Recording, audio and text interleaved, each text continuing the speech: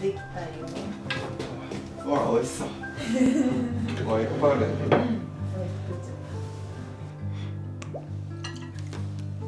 私もお願いします。もちろん。ありがとうね、作ってくれて。美味しい。あれ、豆変えた？東京ローストだよ。ああ、手で入れた。あ、そっかそっか。いいの食べて。どうぞ。うわ、美味しそう。美味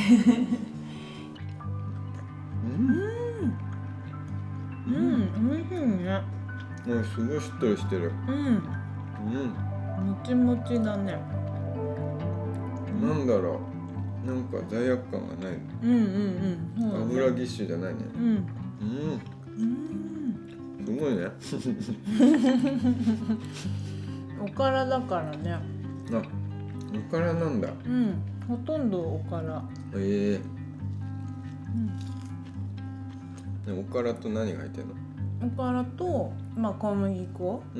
でもおからが 300g で小麦粉 100g とかだから4分の3ほとんどから。それでもこんなふっくらもちもちになるんだね。ね。すごい中がしっとりしてる。ね。おからと小麦粉をこねて、卵とか入ってんの？卵入ってない。あ、そうなの？ほとんどおからと水と小麦粉ってこと？そう。あときび砂糖も入ってるね。どうしよう、もう一個食べようかな。どうぞ。いや、もう2個も食べちゃったし。でもまだまあいいか。あるから。食べよう。どうぞ、よかった。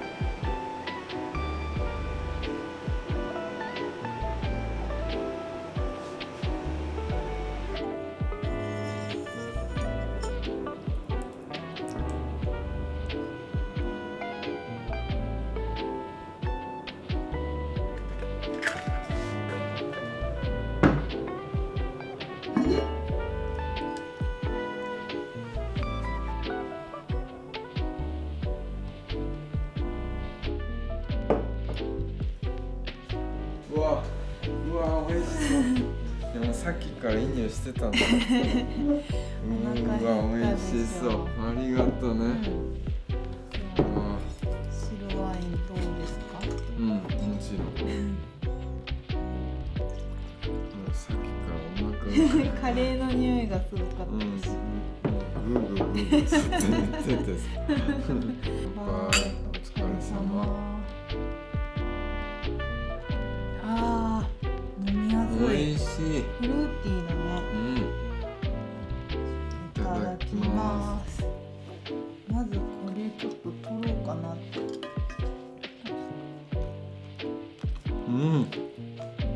あさりがすごい。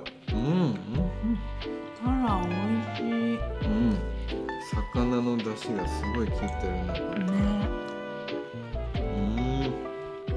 美味しい。よかった。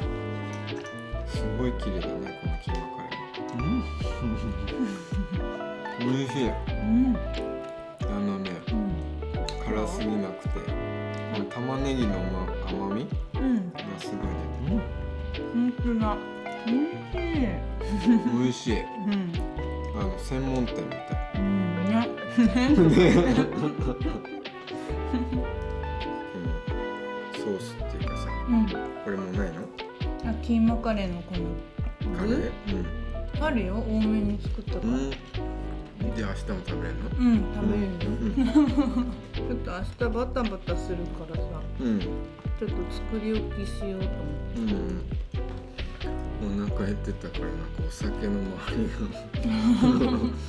が早い気がする。いや本当さ、毎回言ってるけどさ、レベルが上がってきて、すごいよ本当に。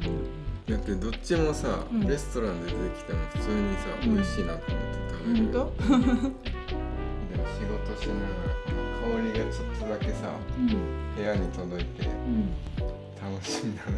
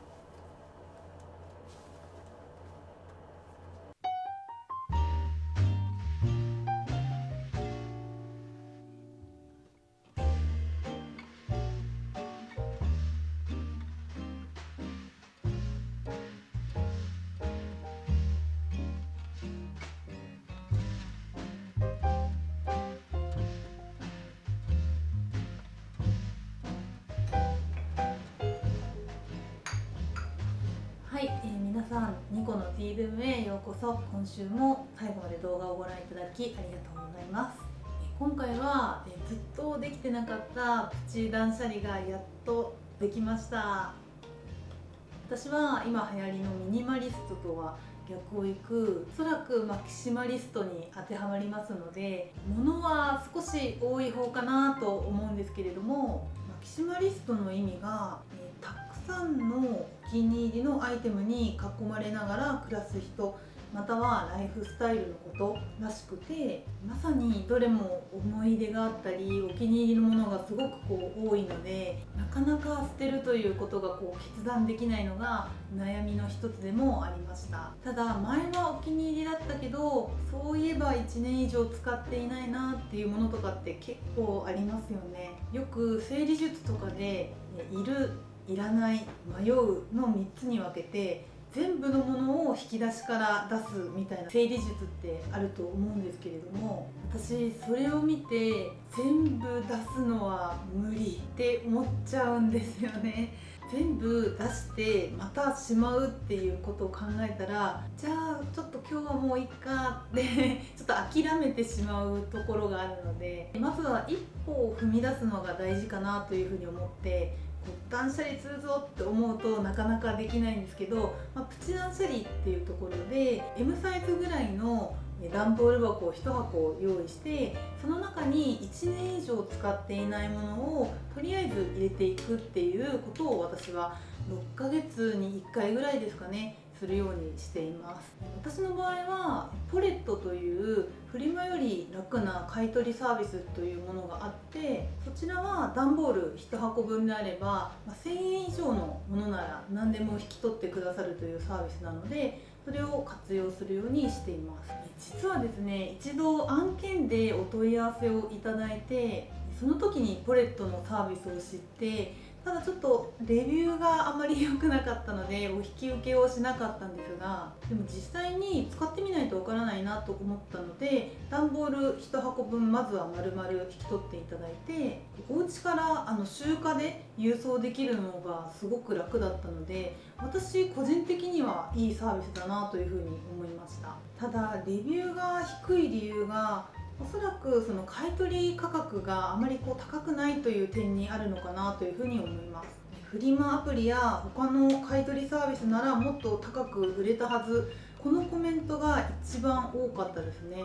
なので少しでも高く売りたいという方にはあまりお勧めできないサービスかもしれないです。ただ私の場合は時間が経つとまた悩んで手放せなくなったりとか、フリマサイトの文章を書いて写真を撮って配送をしてっていう手間を考えると、高額なもの以外はもうポレットで1箱で一気に出してしまうのが気持ち的には楽だなというふうに思います。あと年末年始や引っ越しシーズンの時とかは多分買い取り件数が多くなるせいか、ちょっと運営さんのご連絡が遅くなってしまうので、そこも1個難点かなというふうに思います。なのでプチ断捨離をするときはケースバイケースで使い分けをするのがいいのかなというふうに思いました。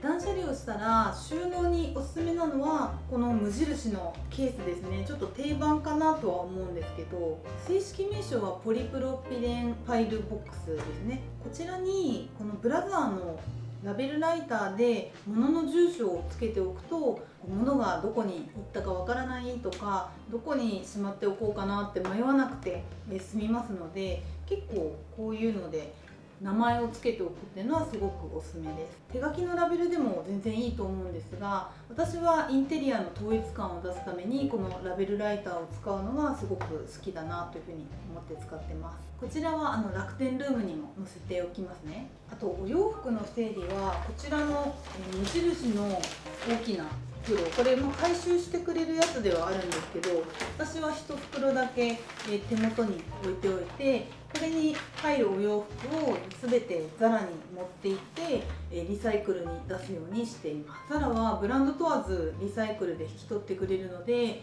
お近くにねザラがあれば不要なお洋服を何でもまとめて持っていくのがおすすめです。春のお洋服も新作が可愛いものばっかりで欲しくなっちゃうんですが、新しく買う前に1個減らすとか、なるべくハンガーの数を増やさないように、買うならその分処分するというふうに決めています。はい、プチ断捨離のお話はここまでになりまして、ここからは先週皆さんに募集した視聴者さんの総称について発表をしたいと思います。お茶友とルームメイト、それ以外にもニコメイトなどいろいろコメント欄に上げてくださって本当にありがとうございました。すっごく悩んだんですが、ルームメイトに決定したいと思います。ありがとうございました。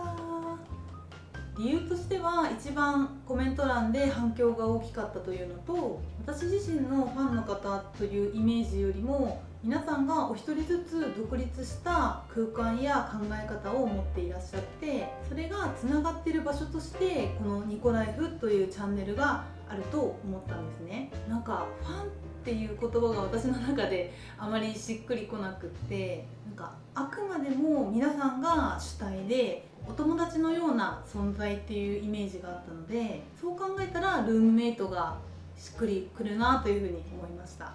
略称としてメイトさんっていうふうにお呼びするのもすごく気に入っていて、フレンドって結構近すぎるイメージがあるんですけれども、メイトは親しい仲間という意味合いがあって、いい距離感でお互いを尊重し合うような雰囲気がとても気に入っています。なのでこれからこのチャンネルやティールームにお越しいただいて少しでもいいなと思っていただける部分があったら皆さんルームメイトになりますので改めてよろしくお願いします。はい、盛りだくさんの内容となりましたがいかがでしたでしょうか。今回のね動画のテーマが断捨離だったり整理っていうところにはなっていたんですけれども、私もそんなに断捨離だったり整理がすごく得意というわけではないので、他にもいい方法があったらメイトさん同士でコメント欄でシェアをしていただけるととっても嬉しいです。それではまた来週我が家でお会いしましょう。